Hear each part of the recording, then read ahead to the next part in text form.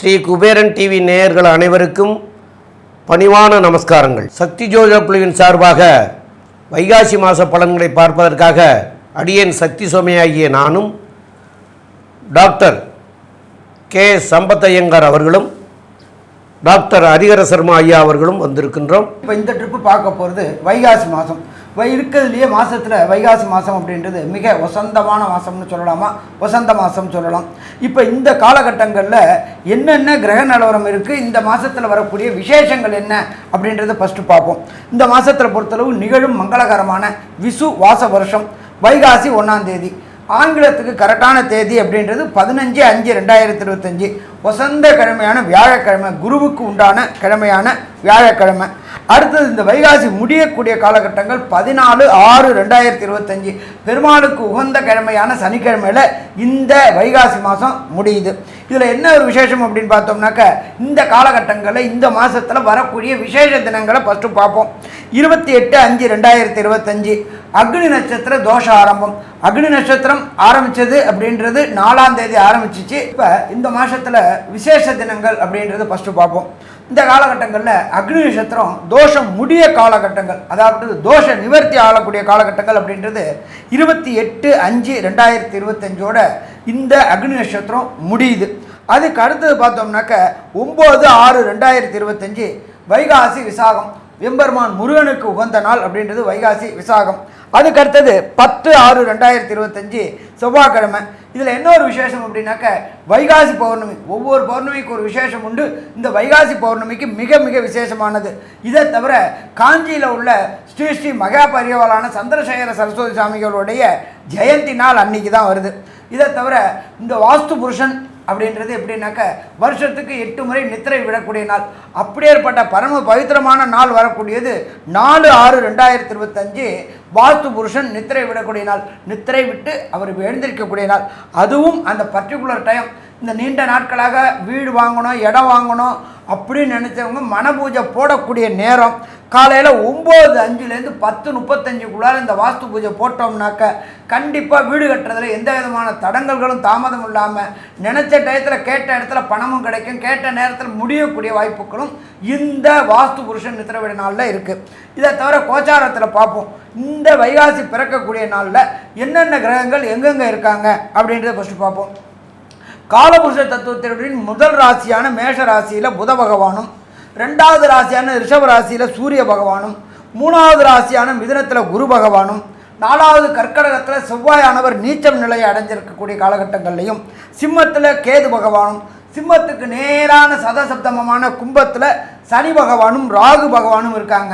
காலபுருஷ தத்துவத்தின்படி 12வது ராசியான மீன ராசியில் சுக்கிர பகவான் உச்சம் பெற்றிருக்கார்.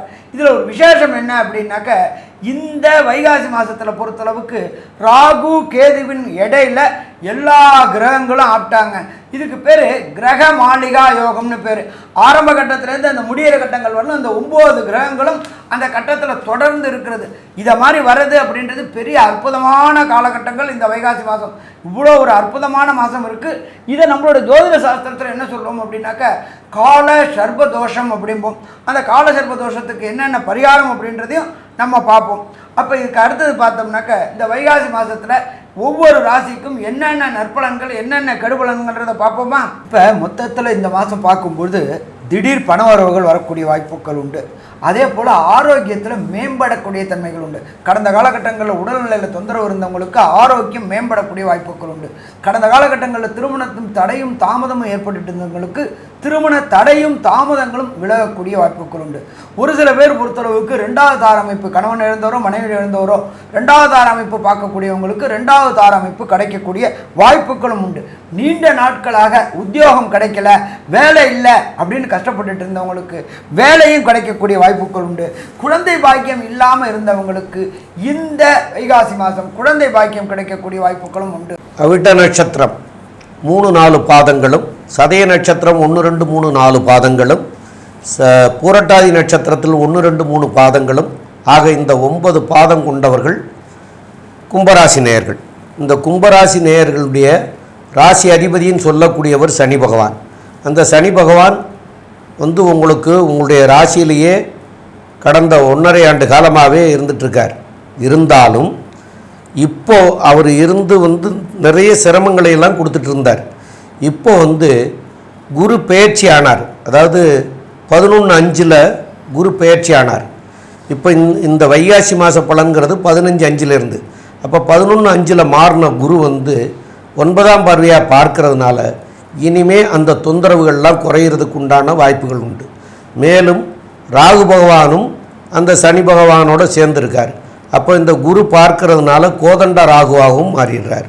அப்போ இதெல்லாம் வந்து உங்களுக்கு இனி நல்லதை செய்யக்கூடிய வாய்ப்புகளை வந்து மிக அதிகமாக கொடுக்க போகிறார். இப்போ உங்களுடைய ராசிக்கு 5ஆம் இடத்துக்கு வந்து குரு வந்திருக்கார். ஏற்கனவே 4ஆம் இடத்துல இருந்தபோது கூட நல்லதை செய்ய மாட்டார். இப்போ 5ஆம் இடத்துக்கு வந்திருக்கிறவரும் நல்லதை செய்வார். ரெண்டாவது, உங்களுடைய ராசிக்கு 7ஆம் இடத்து அதிபதியாகிய சூரிய பகவான் அவர் ஒரு கேந்திராதிபத்தியம் பெற்றவர், இன்னொரு கேந்திரமான 4ஆம் இடத்துல இருக்கார். அதுவும் உங்களுக்கு இப்போ வந்து சிறப்பை தரக்கூடிய வாய்ப்புகள் மிக அதிகம். மேலும் உள்ள விவரங்களை பற்றி நம்முடைய ஆஸ்ட்ரோ கேஎஸ் ஐயங்கார் அவங்க சொல்லுவாங்க. ஐயா, அற்புதமாக சொன்னீங்க. அதாவது இந்த கும்பராசிக்காரர்களுக்கு ராகுவும் சனியும் உங்களுடைய ராசியிலேயே இருக்கிறதுனால இவ்வளவு நாளாக மென்டல் டிப்ரெஷன் இருக்கும், சில இலக்குகளை அடைய முடியவில்லையே அப்படின்ற ஒரு ஏக்கம் இருக்கும். இந்த காலகட்டத்தில் பார்த்தாலேயானால் குருவினுடைய மாற்றம் உங்களுக்கு ஒரு பெரிய ஏற்றம். இதன் மூலியமாக உங்களுக்கு ஸ்ட்ரெஸ்ஸு அப்படின்றது கம்மியாகக்கூடிய வாய்ப்பும், மன அழுத்தம் கம்மியாகக்கூடிய வாய்ப்பு, உங்களுடைய இலக்குகளை அடையக்கூடிய வாய்ப்பு, இது எல்லாம் வரப்போகுது. அது தவிர பார்த்தாலேயானால் உங்களுடைய ராசிக்கு 4-9க்கு உண்டான ஒரு திரிகோண கேந்திரத்துக்கு அதிபதியான மிகப்பெரிய யோகர் அப்படின்னு சொல்லக்கூடிய சுக்கிரன் ராசிக்கு 2ஆம் இடத்துல உச்சம் பெற்று போகிறார். பெரிய ஏற்றம். இதனா பண வரவிற்கு பஞ்சம் இருக்காது. கலைத்துறையில் இருக்கிறவங்க, அரசியல் துறையில் இருக்கிறவங்களுக்கெல்லாம் பெரிய ஏற்றம். பேச்சிலேயே அடுத்தவங்கள வெல்லக்கூடிய அளவுக்கு. ஏன்னா 2ஆம் இடத்துலேயே சுக்கிரன் இருக்கிறதுனால பாட்டு கலையில் இருக்கிறவங்க இவங்களுக்கெல்லாம் பெரிய ஏற்றம் இருக்கக்கூடிய வாய்ப்பு. இந்த காலகட்டத்தில் பார்த்தாலேயானால் பொதுவாகவே மாத கிரகங்கள்னு சொல்லக்கூடிய சூரியன், செவ்வாய், புதன் மற்றும் சுக்கிரன், இந்த 4 கிரகங்களுடைய மாற்றங்களை வச்சு தான் இந்த மாத பலன்களை சொல்லுவோம். சமசப்தமத்தில் கேது பகவான் இருக்கிறதுனால எதிர்பாலனத்தரை நம்ப வேண்டாம். உங்களுடைய பார்ட்னர்ஷிப் பிஸ்னஸில் கொஞ்சம் வந்து பேமெண்ட், அதாவது இனிஷியல் இன்வெஸ்ட்மெண்ட்டு இன்க்ரீஸ் பண்ணாமல் இருக்கிறது ரொம்பவும் நல்லது. 2ஆம் இடத்துல இருக்கக்கூடிய சுக்கிரன் வந்து 15 நாள் இருக்கார். அதுக்கப்புறம் வந்து 3ஆம் இடத்துக்கு போகிறார். ஆனால் உங்களுடைய சுகங்கள் குறையக்கூடிய காலகட்டம், முயற்சிகள் வெற்றி பெறக்கூடிய காலகட்டம். எப்போவுமே முயற்சி அதிகமாக எடுக்கும் பொழுது உங்களுடைய சுகங்கள் கெடத்தான் செய்யும். அதனால் 4ஆம் அதிபதி 4க்கு 12க்கு வரும்போது கண்டிப்பாக உங்களுடைய சுகங்கள் கெட்டு முயற்சிகள் எல்லாமே வெற்றி வாகை சூடக்கூடிய காலகட்டமாக அமைய போகிறது. இந்த காலகட்டத்தில் பார்த்தாலேயானால் புதிய கடன் வாங்கக்கூடிய வாய்ப்பு, புதுசாக வீடு மனை வாங்கக்கூடிய வாய்ப்பு. ஏன்னா செவ்வாய் 6ஆம் இடத்துல இருக்கார். அதுக்கப்புறம் செவ்வாய் 7ஆம் இடத்துல போகும்பொழுது பார்த்தாலேயானால் நல்ல ஒரு ஏற்றம் கிடைக்கக்கூடிய காலகட்டம். 3ஆம் அதிபதி 7ஆம் இடத்துல போகிறதுனால எழுத்து பணியில் இருக்கிறவங்களுக்கு இரவாக புகழ் கிடைக்கக்கூடிய காலகட்டமாக அமைய போகிறது. இந்த மாதத்தில் பார்த்தாலேயானால் உங்களுடைய ராசிக்கு சூரியனும் புதனும் என்னென்ன மாற்றங்களை கொடுப்பார் அப்படின்றத பற்றி நம்ம ஐயா அஸ்ட்ரோ ஹரிஹரசர்மா ஐயா கிட்ட கேட்போம். ஐயா, பிரமாதமாக சொன்னீங்க ஐயா. கும்பம் ராசியில் சனி பகவானும் ராகு பகவானும் இருக்கார். இப்போ 4ஆம் இடத்துல சூரிய பகவான் இருக்கார். 4ஆம் இடம் சூரியன் அப்படின்றது 7க்குடையவர் 4ல் இருக்கார். அரசு தொடர்புடைய உத்தியோகத்துக்கு ட்ரை பண்ணக்கூடிய கும்பராசி என்பவர்களுக்கு அதற்கு உண்டான வெற்றி வாய்ப்பு கிடைக்கும். ஏன் சாமி, சனி பகவானோட பகைவர் சூரியன், அவருக்கு 4ஆம் வீட்டில் இருக்கார். எனக்கு எப்படி சாமி வேலை கிடைக்கும்? அங்கே தான் இருக்குது ட்விஸ்ட்டு. பிரகஸ்பதியான குரு பகவான் உங்களுடைய ராசியை பார்க்குறார். நீங்கள் எடுக்கக்கூடிய முயற்சியில் வெற்றி தருவாரா? வெற்றி தருவார். அப்போ கண்டிப்பாக அரசு தொடர்புடைய பதவிக்கு முயற்சி பண்ணக்கூடியவங்க, என்னது டிஎன்பிஎஸ்சி, யூபிஎஸ்சி எக்ஸாம் எழுதக்கூடியவங்களுக்கு விரும்பிய கோர்ஸ் கிடைக்கக்கூடிய வாய்ப்புகள் உண்டு. விரும்பிய இடத்துல போஸ்டிங் கிடைக்கக்கூடிய வாய்ப்புகள் உண்டு. ஐஏஎஸ், ஐபிஎஸ், ஐஎஃப்எஸ் போன்ற தேர்வு எழுதக்கூடியவங்களுக்கு வெற்றின்னு குவியக்கூடிய வாய்ப்புகள் உண்டு. இதில் இன்னொரு விசேஷம் அப்படின்னாக்க 3ஆம் இடத்துல புத பகவான் இருக்கார். முயற்சி ஸ்தானத்தில் புத பகவான் இருக்கார். அவர் தான் கல்விக்கு அதிகாரி. அப்போ புத பகவான் இருக்கிறதுனால முயற்சி உடையார் இகழ்ச்சியடையா. அப்போ இந்த கும்பராசியை சேர்ந்தவங்க முயற்சி எடுத்தால் ஜெயமாகக்கூடிய வாய்ப்புகள் உண்டு. சரி, கும்பராசிக்கு 6ஆம் இடத்துல செவ்வாய் இருக்கார். அவர் தன்னுடைய விசேஷ பார்வையாக எதை பார்க்குறார் அப்படின்னாக்கா உங்களுடைய ராசியை பார்க்குறார். வண்டி வாகனம் வீடு வாங்கணும்னு முயற்சி பண்ணக்கூடியவங்களுக்கு சிறு சிறு தடங்கல்களை ஏற்படுத்துவார். ஆனால் இறுதியில் வெற்றியை கொடுப்பார். தைரியமாக வாங்கலாமா? தைரியமாக வாங்கலாம். கொஞ்சம் பொறுமையாக வாங்குங்க. வீடு வாங்குறதுனாக்கா உங்களுடைய லாயர்கிட்ட லிட்டிகேஷன் ஏதாவது ப்ராப்ளம் இருக்கான்றதை கேட்டு வாங்குங்க. கேட்டு வாங்கினா பிரச்சனைகளை தவிர்க்கலாமா? தவிர்க்கலாம். அடுத்தது குடும்பாதிபதியான குரு பகவான் ராசிக்கு 5ல் இருக்கார். நீண்ட நாட்களாக கும்பராசியைச் சேர்ந்த அன்பர்களுக்கு எனக்கும் மன வாழ்க்கை உண்டா, எனக்கும் திருமணம் அமையுமா, எனக்கும் வம்சமிருத்தி அமையுமா அப்படின்னு ஏக்கத்தில் இருக்கிற அத்தனை கும்பராசிக்காரங்களுக்கும் இந்த வைகாசி பிறந்தா வழி பிறக்குமா? கண்டிப்பாக வழி பிறக்கும். ஏன் அப்படின்னா குடும்பஸ்தானத்தில் கலத்திர காரகனான சுக்கிரன் உச்சம் பெற்றிருக்கிறாரு. கலத்திர ஸ்தானாதிபதியான குரு 5ஆம் இடத்துல பூர்வ புண்ணிய புத்திரஸ்தானத்தில் இருக்கிறாரு. கண்டிப்பாக திருமண வாழ்க்கை அமையக்கூடிய வாய்ப்புகள் உண்டு. அதே போல் கும்பராசியை சேர்ந்த அன்பர்களுக்கு நீண்ட நாட்களாக வம்சம் விருத்தி, குழல் இனிது யாழ் இனிது எம்மக்கள் குரல் கேளாதோர் அப்படின்றவங்களுக்கு கண்டிப்பாக இந்த வைகாசி மாதம் வீட்டில் பொறுத்தளவுக்கு மாத காலங்களுக்கு பெண்களுக்கு கரு உண்டாகக்கூடிய வாய்ப்புகள் உண்டு. முயற்சி ஸ்தானத்தில் புதன் இருந்தாலும் பூர்வ புண்ணிய புத்திர ஸ்தானத்தில் குரு இருக்கிறதுனால கண்டிப்பாக புத்திர பாக்கியம் ஏற்படக்கூடிய வாய்ப்புகள் உண்டு. நீண்ட நாட்களாக குலதெய்வ வழிபாடு செய்யணும்னு நினச்சிக்கிட்டு இருந்தவங்களுக்கு குலதெய்வ வழிபாடுக்கு கடந்த காலகட்டங்களில் ஏற்பட்டிருக்கின்ற தடங்கல்களும் தாமதங்களும் விலகி குலதெய்வ வழிபாடு செய்யக்கூடிய வாய்ப்புகளும் உண்டு. அதே போல் நம்ம செஞ்சதுக்கு ஏதாவது ரெகனைஸ் கிடைக்குமா அப்படின்னு ஏங்கிக்கிட்டு இருந்த கும்பராசிக்காரர்களுக்கு அந்த ஏக்கத்தை போக்கக்கூடிய காலகட்டம் இந்த வைகாசி. சித்திரையில் கஷ்டப்பட்டோம், வைகாசியில் சந்தோஷப்பட போகிறோம். பதவி உயர்வு கிடைக்க போகுது, பண வரவு கிடைக்க போகுது, நீங்கள் எடுக்கின்ற முயற்சிகள் அத்தனையும் ஜெயமாக போகுது. அப்போ வெற்றி வெற்றி வெற்றின்னு கொடுக்கக்கூடிய மாதம் இந்த விசு வாச வருஷம் வைகாசி மாதம். சரி சாமி, எல்லாமே சந்தோஷமாக சொல்லிட்டீங்க, அதுக்கப்புறம் ஏதாவது சொல்லுவீங்களே, அதையும் சொல்லிடுங்களேன். ஏற்பட இந்த கும்பராசியை சேர்ந்த நண்பர்களுக்கு தசாநாதனோ புத்திநாதனோ அந்தரநாதனோ சூட்சமநாதனோ சரியில்லை என்றால் கிடைக்கக்கூடிய நற்பலன்களின் தன்மை குறையக்கூடிய வாய்ப்புகள் உண்டு. சரி, அப்படின்னா என்ன பண்ணுறது? அப்போ எந்த கிரகத்தை வணங்குறது, எந்த கடவுளை வணங்குறது, எந்த நாளில் வணங்குறது அப்படின்றத பற்றி நம்ம ஐயா சொல்லுவாங்க. இதை தவிர இந்த வைகாசி மாதத்தில் உள்ள 31 நாளில் எந்தெந்த நாளில் சுபகாரியங்கள், புதிய முயற்சிகள், வெளியூர் பயணங்களை தவிர்க்கணும் அப்படின்றத பற்றி நம்ம ஐயா டாக்டர் சக்தி சோமையா அவங்க விரிவாகவும் விளக்கமாகவும் சொல்லுவாங்க. ரொம்ப அற்புதமாக சொன்னீங்க ஐயா. இப்போது உங்களுடைய ராசிநாதன் ராசியிலேயே ராகுவோடு சேர்ந்துருக்கிறதுனாலையும் 3-10 செவ்வாய் அவர் 6ஆம் இடத்துல போய் நீச்சம் பெற்ற காரணத்தினாலையும் நீங்கள் பிரித்திங்காதேவியை போய் வழிபடணும். பிரித்திங்காதேவிங்கிறது நிறைய இடங்களில் இருக்கிறது. அது வெள்ளிக்கிழமைகளில் போய் வழிபடணும்.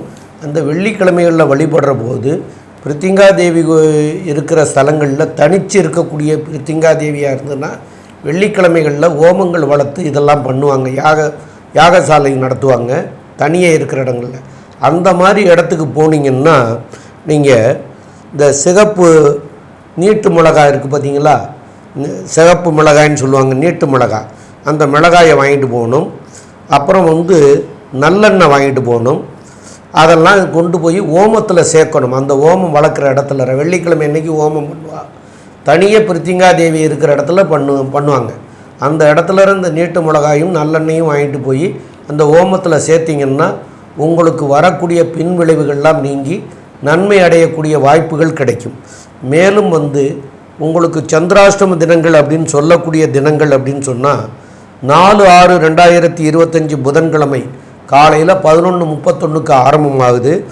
5/6/2025 வியாழக்கிழமை, 6/6/2025 வெள்ளிக்கிழமை இரவு 10:26 வரைக்கும் இருக்கிறது. இந்த சந்திராஷ்டம தினம் நேரத்தில் தவிர்க்கக்கூடியது என்னென்ன அப்படின்னு கேட்டால், பிரயாணங்களை அவசியம் தவிர்க்கணும். அதே போல் புதிய முயற்சிகள், அதாவது புதுசாக ஏதாவது செய்கிறோம் அப்படின்னு சொன்னால் அதுகளையும் தவிர்க்கணும். ஏன்னா நம்ம புதுசாக செய்கிற வேலைகளை செஞ்சாலோ இல்லை பிரயாணங்கள் யாத்திரைகள் செஞ்சாலோ இந்த தினங்களில் நம்ம செஞ்ச யாத்திரையினுடைய பலனும் இந்த தினங்களில் செய்த புதிய முயற்சியும் பின்னாடி அதனால் தீங்குகள் வரும். அப்போ பின்னாடி பெரிய பாதிப்பை நமக்கு அடைய செய்வார்.